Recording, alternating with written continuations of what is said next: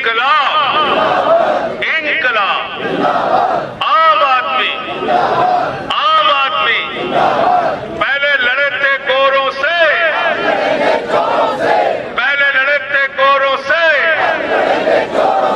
निकलो घरों मकानों से, काला कानून वापस लो, काला कानून वापस लो। पहचान सड़क पर जनता के मुद्दों पर आंदोलन करने की है, उस पहचान को लेकर आप आए हैं, इसके लिए आपको बधाई देना चाहते हैं। साथियों, मैं उस दिन संसद के अंदर था, राज्यसभा में, राज्यसभा के अंदर मोदी जी के पास नंबर नहीं था। बीजू जनता दल ने कह दिया था हम इस बिल का विरोध करेंगे, तेलंगाना की पार्टी ने कह दिया था हम इस बिल का विरोध करेंगे। आपके यहाँ की एक पार्टी है जिसके आचार मंत्री ने इस्तीफा दे दिया था, उसने भी कह दिया था हम इसका विरोध करेंगे, तो इसलिए ये बिल राज्यसभा के अंदर गिर जाता। इसलिए मोदी जी ने अल्पमत में रहते हुए ध्वनिमत से, गैर कानूनी तरीके से, गैर संवैधानिक तरीके से लोकतंत्र का गला घोट के ये बिल पास किया है। इस काले कानून को वापस लेना चाहिए, ये हम कहना चाहेंगे।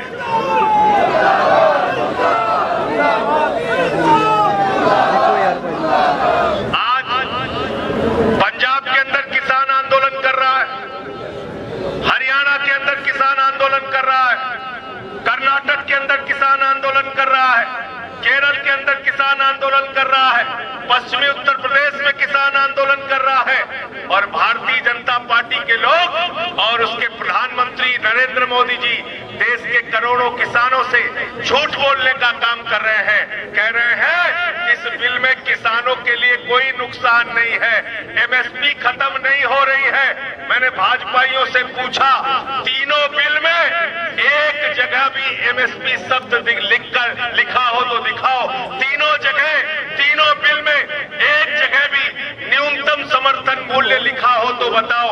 अरे अगर किसी किसान को एमएसपी नहीं मिला, वो कोर्ट में जाएगा, वो कहेगा मुझे पति ने हमें न्यूनतम समर्थन मूल्य नहीं दिया, एमएसपी नहीं दिया, तो जज साहब आपकी बात सुनेंगे, वो कहेंगे इस बिल में कहां लिखा हुआ है एमएसपी। आप उस समय ये कहोगे क्या कि मोदी जी ने बहुत अच्छा भाषण दिया था, आपने जज साहब नहीं सुना, तो जज साहब आपकी याचिका लेंगे और उसको उठाकर फेंक देंगे। ये देश के करोड़ों किसानों के पेट और पीठ दोनों पर लात मारने का काम नरेंद्र मोदी की सरकार ने किया है। इस बिल के अंदर कहीं भी एक शब्द भी, कहीं भी इस बिल के अंदर एमएसपी का जिक्र नहीं है, पहली बात। और दूसरी बात, इसमें क्या किया है, जो सबसे खतरनाक काम किया है, असीमित भंडारण की छूट दे दी, अनलिमिटेड स्टोरेज की छूट दे दी। इसका मतलब अडानी आपसे अनाज खरीदेगा, अंबानी आपसे अनाज खरीदेगा, टाटा आपसे अनाज खरीदेगा, बिरला आपसे अनाज खरीदेगा, बड़े बड़े पूंजीपति आपसे अनाज खरीदेंगे, सस्ते दामों में आपका अनाज खरीदेंगे, स्टोरेज बना के पंजाब के अंदर, हरियाणा के अंदर, उत्तर प्रदेश के अंदर रख लेंगे। जब बाजार में गेहूं की, चावल की, अनाज की कमी हो जाएगी तो महंगे दामों में आपको बेचेंगे। नरेंद्र मोदी जी, इस काले कानून से आपने देश के अंदर जमाखोरी को, कालाबाजारी को, महंगाई को बढ़ावा देने का काम किया है। इसलिए आम आदमी पार्टी और उसका एक एक कार्यकर्ता इस काले कानून के खिलाफ आज सड़कों पे उतरा है, जंतर मंतर पे आया है, आपके खिलाफ आवाज उठाने के लिए आया है। और जब से ये मोदी जी आए, जब से मोदी जी की सरकार आई है, हर बात में खाली झूठ बोलने का काम करते हैं। अब एमएसपी के बारे में झूठ बोल रहे हैं पूरे देश में। याद कर लेना, ये वही लोग हैं जब नोटबंदी लेकर आए थे तो इन्होंने कहा था नोटबंदी से आतंकवाद खत्म हो जाएगा, नोटबंदी से काला धन खत्म हो जाएगा, नोटबंदी से देश तरक्की पे जाएगा।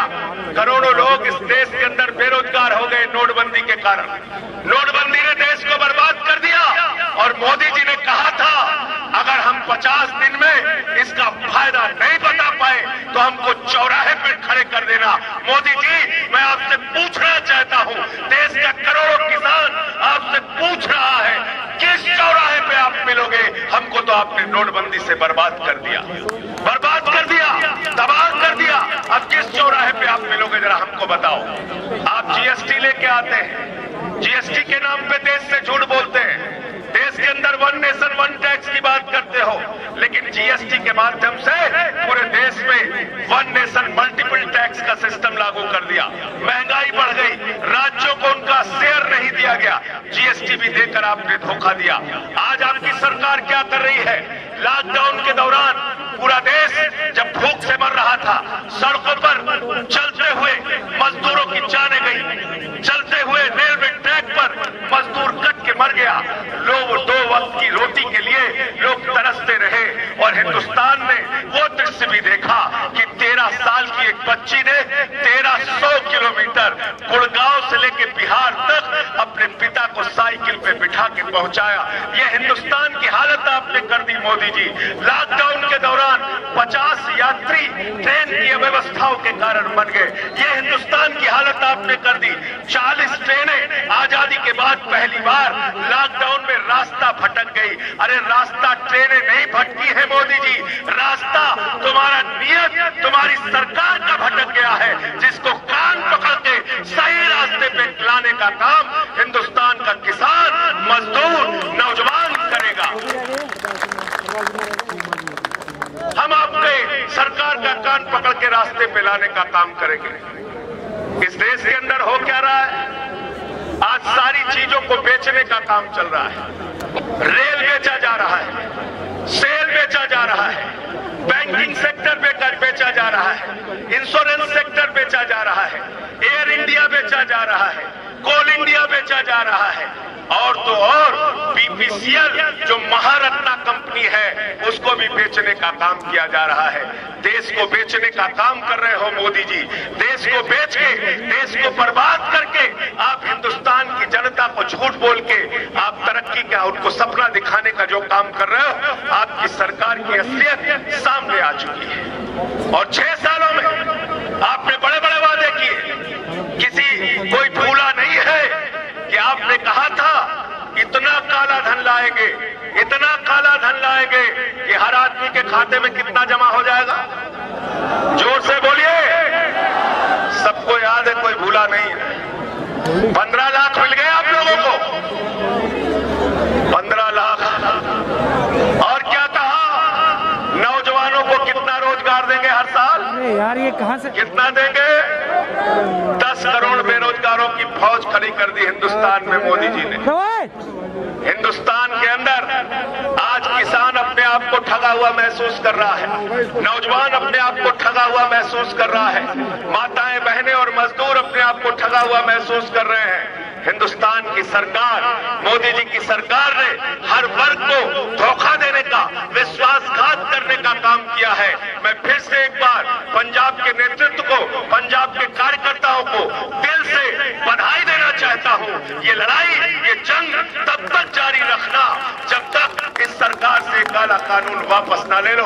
आप सबका फिर से एक बार बहुत बहुत शुक्रिया। इंकलाब, इंकलाब, आम आदमी, आम आदमी।